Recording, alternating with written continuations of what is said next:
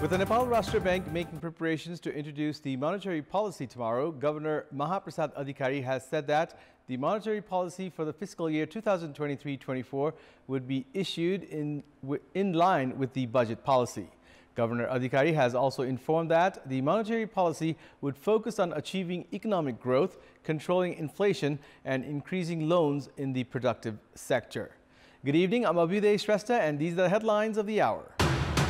The Prime Minister and the leader of the main opposition party breach the Constitution, take trips to foreign countries, ignoring to hold a meeting of the Constitutional Council.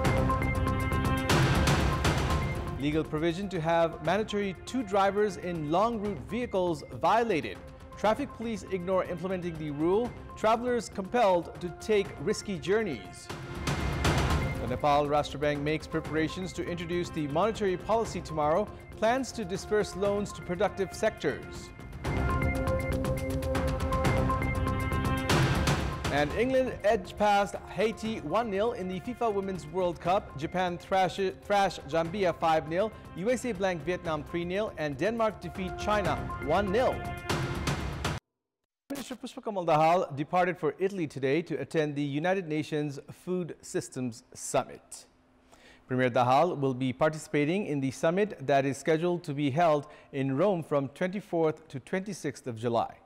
Prime Minister Dahal is scheduled to address the official opening session of the United Nations Food Systems Summit on Monday in the capacity of the chair of the Global Coordination Bureau of the Least Developed Countries. On the sidelines of the summit, Prime Minister Dahal is scheduled to hold meetings with high-level dignitaries of the United Nations, including the Director General of the Food and Agriculture Organization, the Executive Director of the World Food Programme, and the President of the International Fund for Agricultural Development. Prime Minister Dahal is also scheduled to participate in a program in Rome organized by the Non-Resident Nepali Association.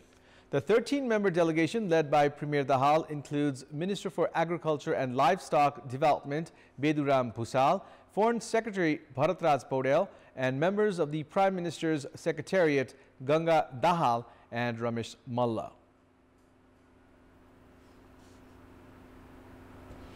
Political interference and parties' lust for power have not only affected the parliament but the judicial body as well. Hari Krishna Karki, who had been appointed the Chief Justice only last month, is set to retire on 5th of August next month. The Constitutional Council must make recommendations a month before the post of the Chief Justice or officials at the constitutional body is vacated. However, ignoring their responsibilities, members of the Council have reached Cambodia and are heading to Italy for visits. Chair of the Constitutional Council, Prime Minister Pushpakamal Dahal, left for Italy today to attend the United Nations Food Systems Summit in Rome. Meanwhile, another member of the Council, Chairperson of the main opposition CPN-UML, KP Sharma Oli, has reached Cambodia to take stock of the situation amid elections there. This will certainly further delay the meeting of the Constitutional Council. Provisions had been made in the Constitution to include the Prime Minister, Speaker, Deputy Speaker, Chairperson of the National Assembly, Chief Justice, and Leader of the main opposition in the Constitutional Council to ensure fair appointment of judges. The members of the Council have infringed the constitutional arrangement.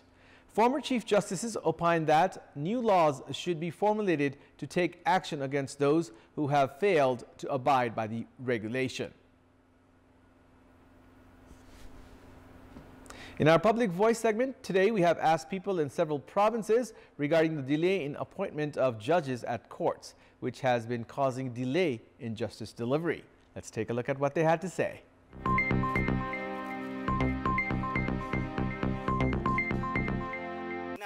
हस्तक्षेप गर्न पाओस् भन्ने हिसाबले चाहिँ आफ्नो मान्छे खोज्ने क्रममा चाहिँ यो ढिला भएको हो। राजनीतिक प्रभाव पनि हो जस्तो लाग्छ।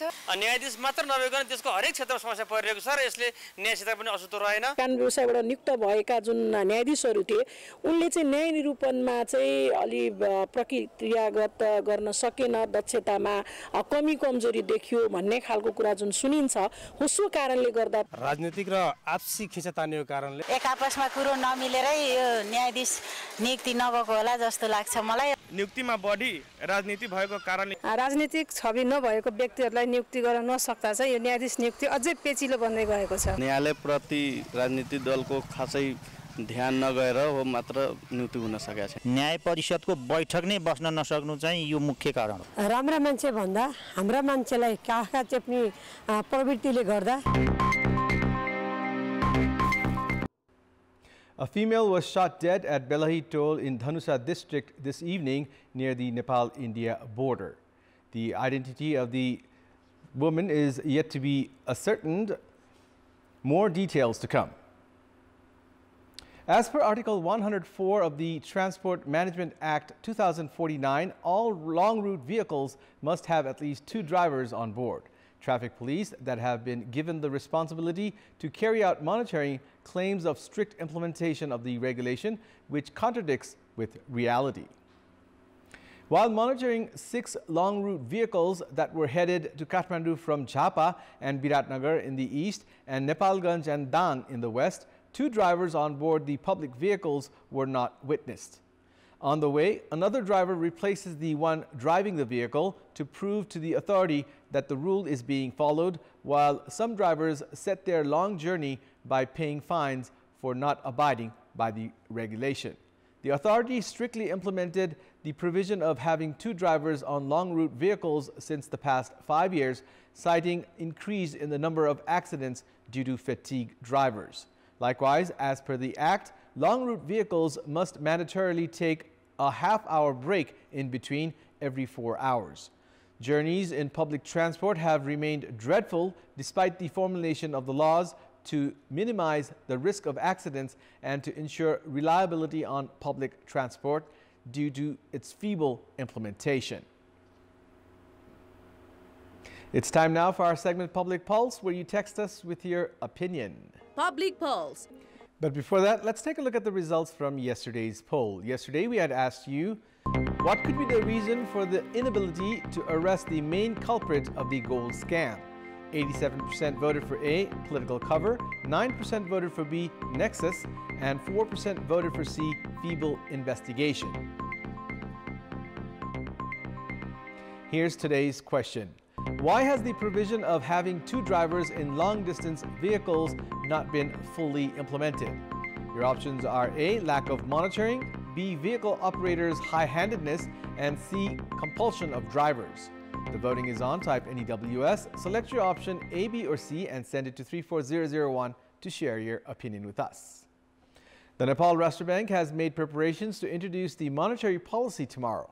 The meeting of the board members of the Nepal Rashtra Bank has been scheduled for tomorrow morning to endorse the monetary policy.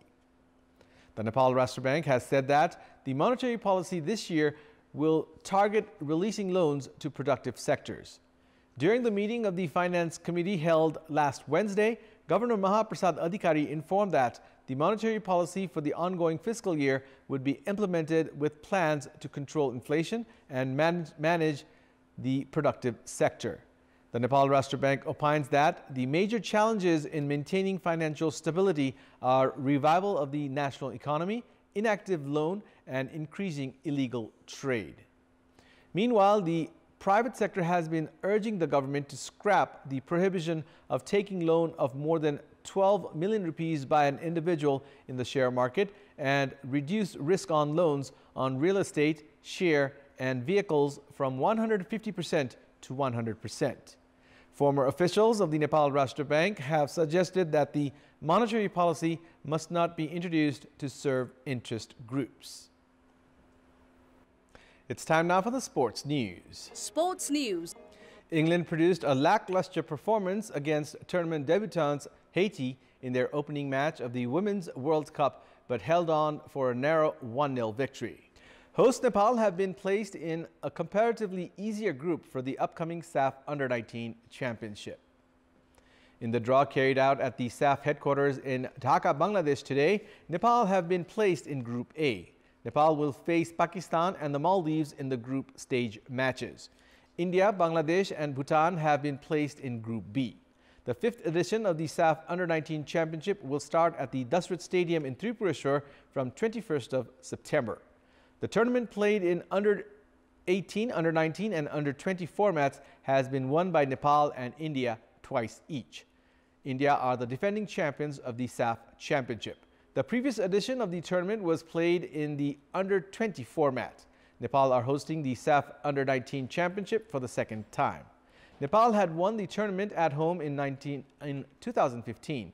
Nepal also became champions in the tournament that was held in Bhutan in 2017. Meanwhile, the draw for the Under 16 Championship has also been made public today, according to which Nepal and India have been placed in the same group. Runners-up Nepal are in Group A alongside defending champions India and Bangladesh. In last year's final held in Colombo, Sri Lanka, India had thumped Nepal 4-0. Bhutan, the Maldives and Pakistan have been placed in Group B. The Under 16 Championship will begin from 1st of September in Thimphu, Bhutan. That's all for the moment. Thank you for watching. Good night.